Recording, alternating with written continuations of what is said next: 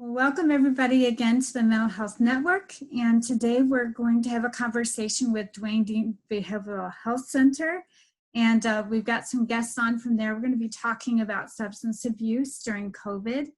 And they've got some great information for us. So why don't you guys go ahead and introduce yourselves so we know who we're hearing from today.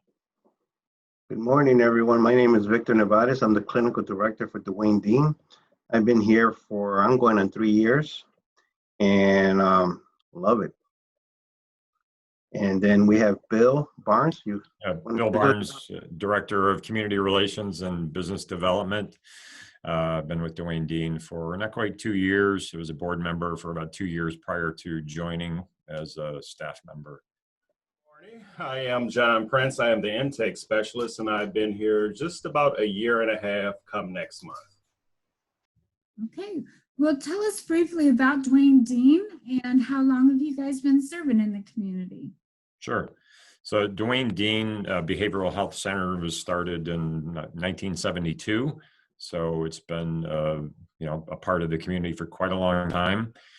And I think it was originally started as a drug addiction center is what it was called now. But of course, now we know it as substance abuse disorder. So we're a substance abuse treatment center. We also work with people with mental health issues that are our clients. So we have a mental health counselor as well. We work with local courts, with drug court. Victor can talk a little bit about probation with officers, law enforcement, people that are, to reduce recidivism. We've had a few grants here and there with Illinois Criminal Justice Information Authority, better known as ICJA. So, we're always, of course, like every other not-for-profit, looking for grant money and how we can kind of extend our reach and helping community members that are struggling with addictions, specifically, opioids, but we also deal with not substance abuse, but also alcohol abuse as well. How many patients do you typically see a day? John? Typically, I would say we see about 3 medically assisted treatment patients a day on a given day. It can reach upwards to 5 when we're talking about the drug-free or probably some of the Sheridans or the USPO. But it does require a cycle where a person does have to come in and they have to show that they do have the necessary documents, such as a valid ID or driver's license, social security card, and Medicaid, or some proof of payment where they can come in, and then they'll get labs and come in. So while we may have an influx of patients that come in that are more than 3 a day or 5 a day, we generally see about 3 a day because it is a 2-hour assessment.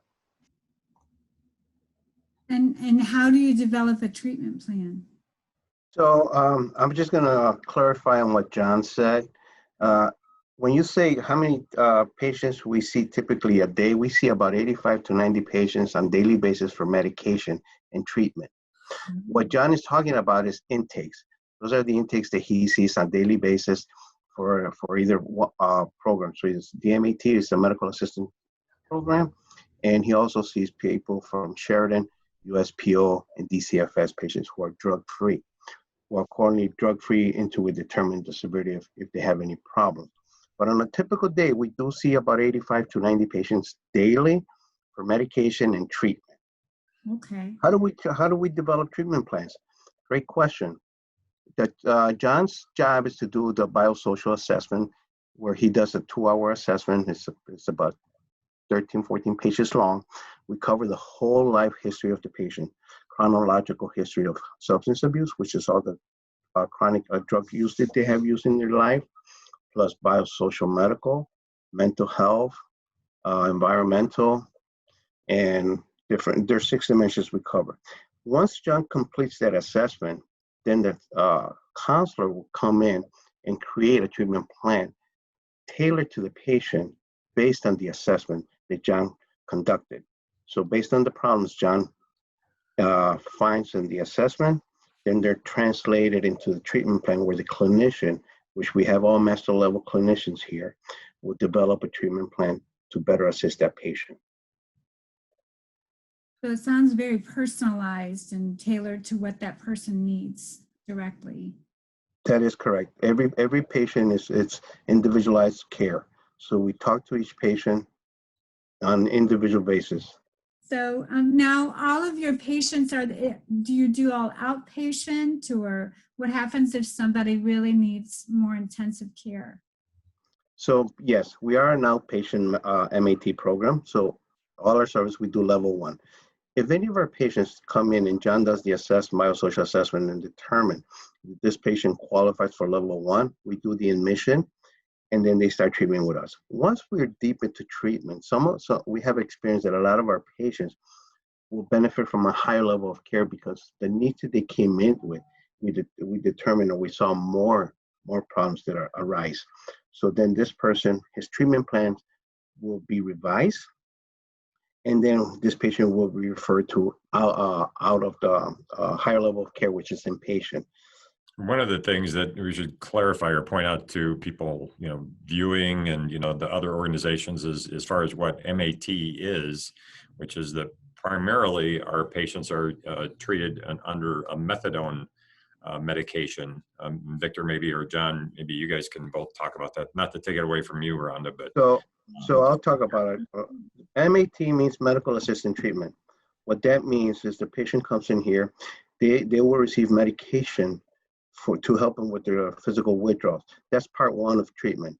MATs are part 2. There's 2 parts to the treatment: medication assistance plus treatment. So we provide the medication to stabilize the patient. Once the patient stabilized on this proper dose, this patient will function just like you and I will function. They can go to work, they can go to school, they can be a great father, great mother, students, whatever they are. Then comes treatment, individual sessions, which they'll see their clinician on a weekly basis. We also provide group therapy counseling. So we have different groups tailored to different problems. So if a person struggling with, has been in the program and he's doing well, then he had a relapse, then we can create a relapse prevention plan, and then we can set him up to relapse prevention groups to educate him more so this doesn't happen again. So everything's tailored, individualized to the patient. So everything, the groups are tailored to the patient's needs. The groups are tailored to whatever the patients are experiencing or needs they have. That's the difference between substance abuse treatment and MAT treatment. We also provide Suboxone and Vivitrol. We don't apply those medications on site. Vivitrol and Suboxone can be prescribed by Dr. Applewhite, our physician, one of our physicians here at Duane Dean, and then we'll do the treatment. So medication will be prescribed by them, and then we do the treatment portion. Okay, so you're helping people get stable and then begin to work on all of the underlying issues in the clinical setting. So you really offer quite a bit. That is correct. Oh, that's so good to hear. So talk to us now, how things at Duane Dean have changed since COVID-19 and sheltering in place, social distancing. How are you seeing that affect what you guys do on a daily basis and the community? So what we did, we got guidelines from SUPER, which is before it was the Department of Alcohol and Substance Abuse. So CDC department. So when all this craziness happened with COVID-19, a lot of our patients were stable, so we were able to give them more medication. There was a blanket request that came from CSAT, SAMHSA, where patients will qualify for 2 weeks of medication up to 28 days of medication. So what we did at Duane Dean, we were very cautious in giving out bottles to anybody. So we identified the persons who were more stable and qualified for a 28-day take-home. Then we identified the ones that were more less stable, but were stable enough to take 14-day medication. And then we went to cold once a week. So we did a evaluation on our patients, and depending on the severity of their problems and the risk factors that appeared that could affect them if they had more medication at home. We went by those guidelines and we eliminated a lot of traffic to our facility. We have patients that come here on a daily basis because they haven't been stable. brand new patients when they first come into the program. We need at least 30 to 60, 90 days to stabilize them properly and get them going. And once they get stable, then we're able to provide them with more bottles to take home. But we were very cautious on how we distribute our methadone. So because of this overdose that is happening, everybody's shelter at home, there's a lot of boredom going on. There's a lot of drinking, a lot of drugging. And if they have medication at home for a whole week or 2 weeks, we don't know how they're going to administrate it. So we have to be very cautious in that. So that's how Duane Dean has approached this COVID-19 situation for our patients.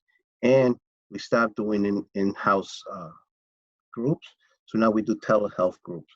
So we do have consent signed by the patients. They got their guidelines, what we expect from them, what they expect from the facilitator doing our groups. So now we're doing telehealth medics groups. We had the first one Wednesday. We had 3 participants. They loved it. They're requesting for more groups. And it was just the start of the new thing that we're starting to do at Duane Dean. What do you expect in the community in the coming days? I mean, we're not done sheltering in place. So do you have any thoughts or preparations that you're making for folks in the coming days? Well, we're just playing it day by day. Every day is different. We encounter situations that we weren't expecting to encounter today. So we're moving forward with them, and we're just playing it day by day and see how it goes. To be honest with you, that's the only thing we can really do. Just make sure that our patients are safe. My main goal is to make sure that the patients that come into the facility are safe and leave safe, and my staff that are providing services, they're safe. Another thing that we're doing, we're having a lot of our staff work from home. So we alternate different days where they just come in to the office, do documentation, and they can do their telehealth through home. Phone calls are very appropriate now. Everything was approved by Super, by CSAT. So there's been a lot of changes. And what I see from all these changes, I think the way treatment is being provided now and how it's going to be provided down the line, there's going to be changes. Mm-hmm. Right now, one of the things that we're working very hard, I also represent Illinois, IMAT, which is Illinois Association for Medical Assisted and Addictive Treatment. We work with ATOT. ATOT is on the national level. So because Suboxone and Vivitrol can be administered, or a patient can come into any facility and be admitted without having to see a doctor face-to-face versus methadone. So if a person wants to get into the methadone clinic, the requirements, they must see the doctor face-to-face. So we're working very hard right now with SAMHSA and congressional leaders in Washington to have them help us how we can get methadone patients, if they need to be admitted, they can be admitted through telehealth. So this way it eliminates the risk of the doctors that we have on site seeing the patients face-to-face. So that's one of the things that we're working very hard with ATOT. ATOT represents this American Association to Treat the Opiate Dependence. So that's what we're doing. That's great. That's fantastic. Last week, the Daily Journal quoted coroner Bob Gessner as saying that deaths are trending toward the number of 50 people like we saw a couple of years ago. Why do you think that is? So because the shelter-in-place order has changed, meaning its peak has been changed, as we know right now that next week currently we're looking at next month for it to peak. So many people are bored. It's the curse word to any person who suffers from an addiction. When we're bored, we're really saying that we have some things to do that we don't want to do. And so we find things that we do want to do. And sometimes it may be the drug that we're trying to stay away. Also, I work at residential, so I get to see the inpatient aspect from Duane Dean, and at night I get to see the residential, and many places have been closed, which they're now opening up. So if a person is still suffering from some type of addiction, they don't have any place to go unless they're coming to an outpatient here in Kankakee. We've been lucky, but we're not the only ones who are seeing this. Right next door to us in DuPage County, they're also having an influx, and as well as people being locked in the house. When people are together and you can't go outside, you can't enjoy yourself, you tend to get a little irritated. So when we have an addiction and we're suffering from being locked in a house and we don't have any healthy recreational activities to do, we turn to what we know, because many places just don't have these support groups such as your NA, your AA, your smart recoveries, or these sorts of things. So while we are doing our best as a country to learn what we should be doing in a pandemic like this, we haven't really mastered what to do in an addiction atmosphere. So we are creating this new normal. And coupled with many folks either get substance-induced mental health or they already have mental health occurring with the substance use. So now we're asking unhealthy people who are trying to form some type of program to live a normal life and not use. It just does not work. So we are seeing that increase, in my opinion. Can I add something to that? Also, I know the health department and Bob Gassner are doing a great job with the naloxone. They have saved a lot of lives. One of the things that I see happening, and we heard this story, a gentleman was revised 7 times in a single day. Okay, so you saved this person 7 times in one day.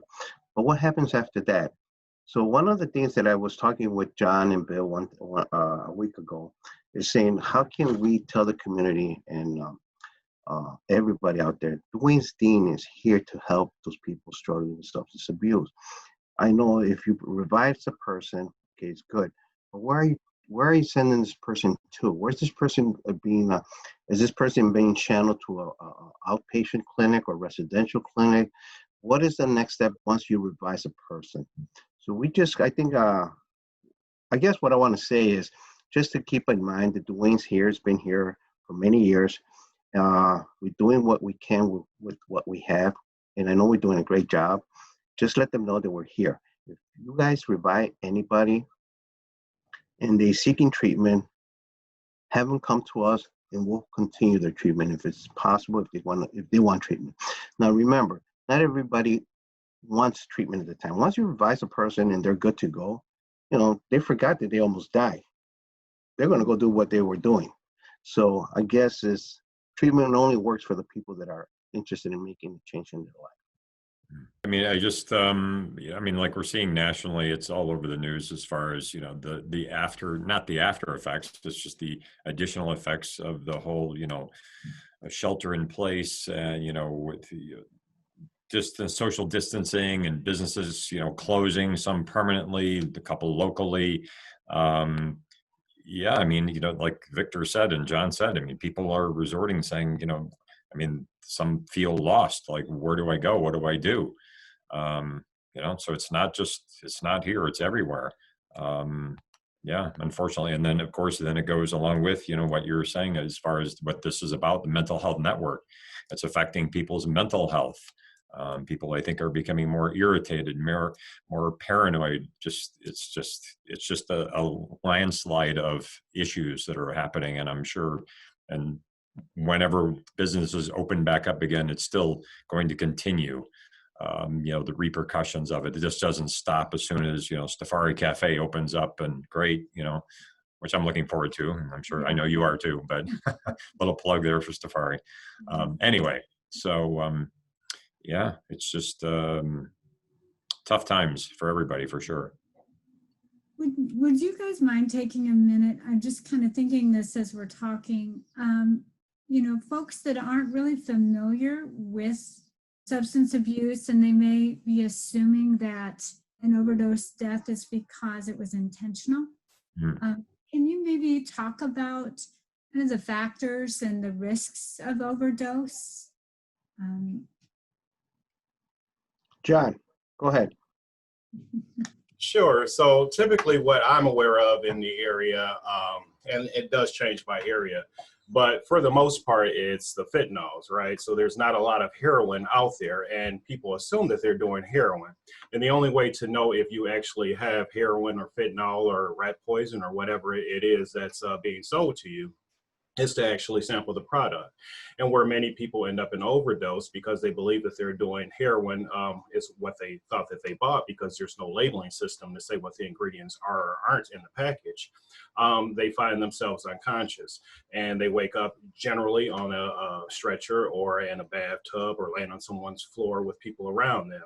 So fentanyl is, well, it can be any amount, but generally we think that it's about 50 to 100 times stronger cheaper than heroin. And so the mindset of a person who suffers from substance use thinks where people are passing out, that's where they want to go. That's the good stuff. And so if it is spread around throughout town because of the mental health and the addiction piece of it, that's where everybody wants to get to, because they believe the last person who overdosed just could not handle the product that was out there, and they can. And they're in part right, because most of us have survived 100% of our days until we get that one when we don't. And so people generally don't look for the overdose, but are happy to get the powerful stuff because they're looking for that escape. And what we see in the community is, when is it intentional, when is it unintentional? Very few people that I have assessed have sat in this chair and looked me in my eyes and said they were proud of the overdose, right? They generally say that they thought they were getting the same thing, or they thought that they would take a little bit, or they were incarcerated, or they hadn't had money and they thought they could use the same amount. And then they all wake up and realize that it wasn't what they thought it was at all, which is why they end up coming to the to here for an assessment, because we are the only outpatient in the area that provides the medically assisted treatment. And the second thing I want to piggyback on to that, it doesn't have anything to do with overdose, but it does all curtail, is that Duane Dean has remained open every day throughout this process of it. We have never closed the doors. We have masked up, and we provided all the sanitizing and the masks that you can possibly have every day, because we have seen so many places closed, but we have not shut our doors, not once. And I don't know if that has something to do with the community and the overdose, believing that every place else is closed. So we should be closed, but we are here to service those that we are working with. We're very grateful that you're open and for all that you're doing. You guys are lifesavers and heroes in our community. So thank you so much. I want to talk about the press release for the donation you guys received. So tell us about that, Bill. Yeah, so we, a couple of years ago, we, Duane Dean joined, researching for other organization to kind of come in and make us more efficient and, kind of better organized and such. And we joined forces with, it's called Rincon Family Services. We have a couple of facilities in Chicago. We do the same thing really, and more so that we do here at Duane Dean, on a larger scale, obviously, because of the size of Chicago. And that's really where Victor came in, to kind of bring efficiencies and start running the clinic the way it should be running, and he's done a great job. So with that, in addition to just what we do, is we talked about MAT and, treating people with mental health, and then just with trauma and that type of thing, and substance abuse. Our CEO reached out to a company that makes hand sanitizer and said, we need to be a bigger part of the community. So, they purchased 2 55-gallon drums of hand sanitizer. Victor was nice enough to, through some various mishaps along the way, brought in 2 55-gallon drums of hand sanitizer, one of which we brought to Hippocrates, the free medical clinic just down the street from us. And we're at 700 East Court, by the way, just down from the courthouse. And then we also, the mayor from Hopkins Park came in, and we gave him one as well. So, again, and Hippocrates bottled it up and put them in little jars or little squirt tubes and whatever, and handed them out and got some coverage out of it and what have you. So I think they went through both 55-gallon drums. So that's kind of a part of what Duane Dean and Rincon Family Services are doing, in addition to treating people through MAT, is, reaching out and, just like you're doing and the rest of the providers are doing, which is how can we partner together in, treating people and making it a better, stronger community and a healthier community. So that's just a little bit of what we did. That's fantastic. Can I add a little bit on that? We also did, it was May 2nd, the Hippocrates had a little car parade where we went around the community, and I was very proud that Duane Dean was invited. And so we did put a lot of packages together with masks, gloves, and information on the census. Also, we provide them with hand sanitizer. So we went around the community of Kankakee. We provided whoever was out there, we gave them a bottle of hand sanitizer, a little package with masks, gloves, and just PPE material so they can. So a lot of people are able to get it, and a lot of people are not. So just to be safe. And now that May 1st, everybody had to wear a mask. We distributed over 500 bottles of hand sanitizer and over 500 bags of PPE material. That's fantastic. Yeah. Well, we're going to kind of, in closing here, I would like for you all to kind of share, anybody is maybe hearing of Duane Dean for the first time and they have concerns for themselves or a loved one, especially during sheltering in place. What should they do? How can they get a hold of you? So one of the things that they can do, if anybody knows that or have any family member or knows of anybody who's struggling with any type of substance abuse, they can give us a call. They'll set up an appointment with John. John is very good with setting up appointments. We do have bilingual. So if a person doesn't speak any English, or, we have a bilingual staff. And we also don't, if you have insurance or don't have insurance, we don't turn anybody away. Everybody's welcome to come in. Bill does a great job going out to the community, promoting Duane Dean as well. So we do have business cards that we also put in those packages that we distributed on the May 2nd. So if anybody's struggling with substance abuse, all they have to do is just call our number, knock on our door, and we're here to help. I know there was a lot of stigma back in the day before when I started here, almost 3 years ago. I started here September 5th, 2017. And that's when I started doing a lot of community intervention, a lot of community education. And then Bill came on board and helped me with that. So once Bill came on board and started helping me with that, we have educated the community. We, educated judges, probation. Before they didn't even think about us. They didn't even want to have a meeting with us. Now they come and meet with us. Now they know what we're doing. So we're open to everybody in all the other communities. Casey Casa, Helen Wheeler. We interact with all these organizations. We work with them hand by hand. So yeah, that's all they need to do. Just call us, knock on our door, and we're here to help. One of the things maybe, and John could jump in or just add afterwards, but that I recently had read and wrote for an article that's coming up in the newspaper. And I could just read from that. Opioid use disorder is a chronic disease, not a moral failing or lack of willpower. People don't wake up one day and decide they want to become a quote unquote addict. All too often, opioid use disorder sufferers are treated as though they should be ashamed or shunned by society. Like any other substance use disorder, it's a chronic brain disease that is treatable, and that's what we do here. I'd just like to add that typically the people that I see aren't folk that just decided to live a life of ruckus. Many have very purposeful duties of using opiates, meaning that they went to the hospital, they had an accident, somehow they were legally prescribed opiates, and of course the tolerance went up. And one day they realized their pain was real and they couldn't get the medication anymore because the DEA does regulate the opiate use, and they found themselves with a tolerance without even realizing they had an addiction. And so it takes a whole lot for a person to be able to come in and admit that, hey, I got on this stuff legally, but now I don't know what to do. And I have unfortunately turned to the streets because I need something to relieve myself.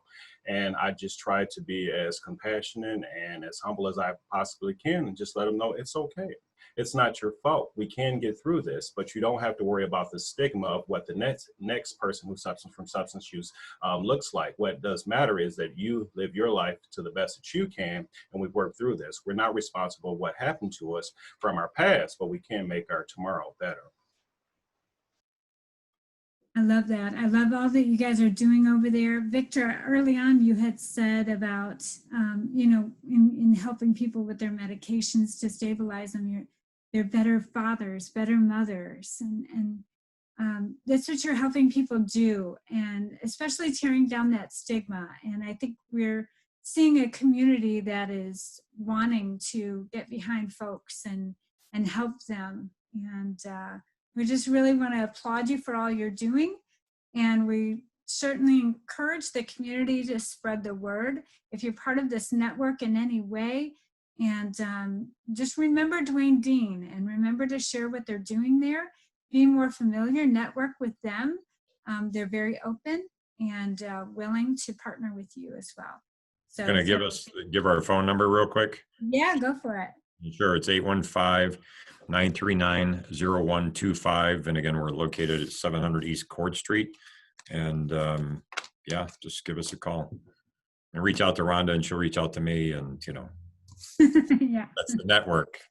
Yes. So thank you very much, Thank you. guys. And, Thank you. blessings to each of you. All right, Thank have you. a great week. Have a great day. Bye. Blessings to you as well. All right, thanks.